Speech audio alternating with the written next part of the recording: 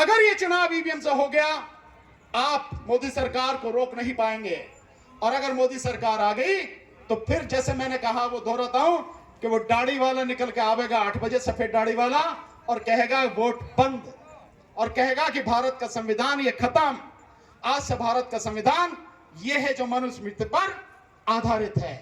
और उस संविधान में उन्होंने व्यवस्था कर ली है कि मुसलमानों को और ईसाइयों को और पारसियों को वोट का अधिकार ही नहीं है।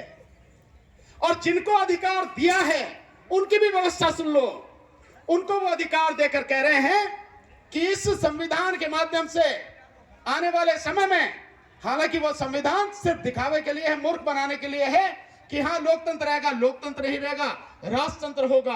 और राजतंत्र में संविधान की क्या जरूरत है? राजा अपने आप में सब कुछ है। राजतंत्र तो थानों से चलता है, अदालतों से थोड़ी चलता है, लोगों से थोड़ी चलता है, वो तो थानों से चलता है। लेकिन फिर भी जिस संविधान की बात कर रहे हैं उसमें कह रहे हैं कि संविधान के माध्यम से हिंदुओं को, बौद्धों को, जैनों को और सिखों को वोट का अधिकार होगा। मुसलमान कभी भ्रम में रहते हो, मुसलमानों को अधिकार नहीं है, ईसाइयों को अधिकार नहीं है और पारसियों को अधिकार नहीं है। इनको तो यूं ही साफ कर दिया। अब आप हिंदुओं की बात आ जाओ। अगर ये संविधान मनुस्मृति पर लागू होगा तो मनुस्मृति में आपकी क्या स्थिति है भाई? भाई एससी और एसटी कौन है? ओबीसी कौन है? महिलाएं कौन हैं? मनुस्मृति के हिसाब से आप सारे के सारे लोग शूद्र हैं, शूद्र। और शूद्र को मनुस्मृति के हिसाब से कोई अधिकार नहीं होता। तो महिलाएं जो इस देश की आबादी है उनको कोई अधिकार नहीं, और तुम्हें मूर्ख बना के तुम्हारे अधिकार हिंदू कह के छीन लिए, क्योंकि मनुस्मृति में एससी एसटी जो शूद्र हैं, ओबीसी जो शूद्र हैं, इनका कोई अधिकार नहीं है। यह है षड्यंत्र जिसके माध्यम से आपको अभी नीरज भाई ने बहुत बढ़िया तरीके से बताया कि आपको मूर्ख बनाया जाता है।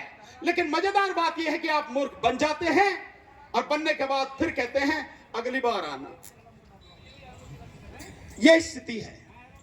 तो इन सारी स्थितियों में साथियों, अगर आप अपने आप को, अपने समाज को, अपने देश को, अपने बच्चों को, अपनी आने वाली पीढ़ी को बचा सकते हो, उसका केवल एक ही इलाज है।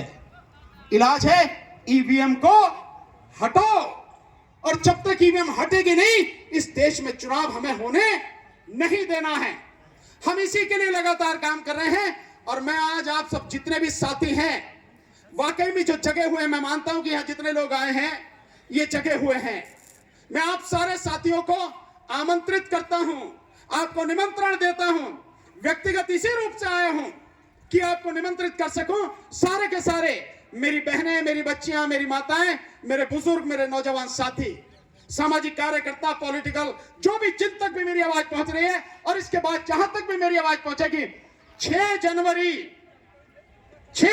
जो अब से 6 दिन बाद है, 6 जनवरी 2024 दिन शनिवार, दिल्ली के जंतर मंतर पर ईवीएम को हटाने की लड़ाई की शुरुआत हम लोग कर रहे हैं। पूरे देश से लोग आ रहे हैं, सबके सब आओ। सारे लोग, घर में बैठने की जरूरत नहीं है। ये लड़ाई सड़क की है, सड़क पर ही लड़ी जाएगी। और हमें बताना है उन आतताइयों को, अहंकार में डूबे हुए उन सत्ताधीशों को, जिन्हें कुछ नजर नहीं आता कि तुम ही नहीं हो, इस देश की जनता सबसे आगे है, इस देश की जनता सबसे महत्वपूर्ण है। यही है जनता जिसके हाथ में ताकत है। और जिस दिन ये जनता सड़क पर आ गई, उसी दिन सब कुछ साफ हो जाएगा। किसी को गाली देने की जरूरत नहीं है। कोई ये समझता हो कि हमें किसी चीज की जरूरत है, तो तमंचों की, किसी चीज की जरूरत नहीं है। सिर्फ तुम्हारे सड़क पर आने की जरूरत है, केवल तुम्हारे सड़क पर आने की। इतने दिन से तुम लगातार मुझे देख रहे हो, जिंदा हूं ना अभी आपके सामने, कोई बाल भी बाका कर तो नहीं सका, लगातार बोल रहा हूं। और सीधे सीधे उन्हों को चुनौती है जो सत्ता में बैठे हुए मुखिया बने बैठे हैं। आओ मेरे साथ इस आंदोलन को सफल बनाने के लिए, अपने बच्चों का भविष्य बचाने के लिए। तो 6 जनवरी 2024 दिन शनिवार, दिल्ली में जंतर मंतर पर 12 बजे सबके सब पहुंचो, इकट्ठा हो, और उसी दिन आपकी संख्या बता देगी कि आने वाला भविष्य आपके बच्चों का कैसा है, मोदी सरकार का कैसा है और ईवीएम का कैसा है। अगर मैदान भर गया तो सुपड़ा साहब मोदी का यही से ऐलान करता हूं, और अगर नहीं भरा तो तुम्हारा सत्यानाश बच नहीं पाएगा। लिख लेना मेरी बात, बहुत सोच समझ के बात कर रहा हूं। दुनिया भर से लोग आ रहे हैं, देश भर से, दुनिया भर से नहीं, सॉरी, पूरे देश से लोग आ रहे हैं। जितना इस बार रेस्पॉन्स ऐसा कभी नहीं था। लगातार लोगों ने टिकट भी करा लिए जो दूर से आ रहे हैं। देश के हर कोने से लोग आ रहे हैं। आप सोच नहीं सकते, त्रिपुरा से, असम से, मणिपुर से, दूर दराज के राज्य हैं, नीचे तमिलनाडु से लेके, तमिलनाडु, केरल, कर्नाटक, आंध्र प्रदेश, उड़ीसा, तेलंगाना, महाराष्ट्र, मध्य प्रदेश, छत्तीसगढ़, झारखंड, बिहार, पश्चिम बंगाल, उत्तराखंड, उत्तर प्रदेश, दिल्ली, साथ में इधर राजस्थान, पंजाब और आपका हरियाणा, हिमाचल प्रदेश और जम्मू कश्मीर तक से लोग आ रहे हैं लगातार।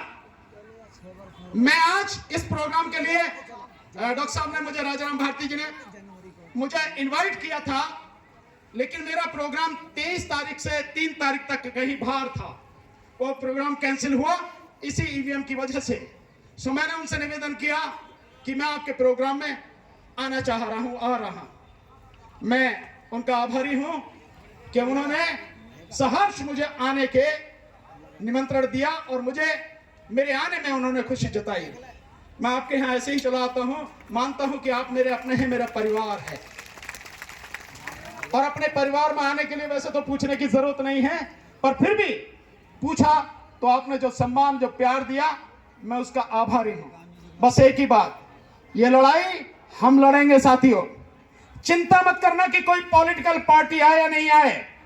मैं आपके इस मंच से ऐलान करता हूं, चाहे कांग्रेस पार्टी हो, चाहे इंडिया गठबंधन की तमाम विपक्षी पार्टियां हो, कोई भी पार्टी हो, अब की इस बार इस आंदोलन में सबको आना पड़ेगा। मैं इतना मजबूर कर दूंगा, आंदोलन इतना जबरदस्त होने जा रहा है। साथी, मेरा निवेदन आपसे है कि जब उस लड़ाई में मैं खड़ा हूं और जिस लड़ाई को मैं ही शुरुआत कर रहा हूं, उस लड़ाई में मेरा घर, मेरा परिवार मेरे साथ कंधे से कंधा मिला के साथ दे, ताकि मैं सीना तान के कह सकूं, मेरा घर, मेरा परिवार मेरे साथ में, अब आ जाओ जो भी है मैदान में। इसीलिए आपसे निवेदन कर रहा हूं, सब आना साथियों।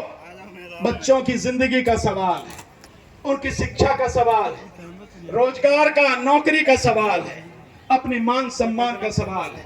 बाबा साहब ने अकेले सब कुछ कर दिया।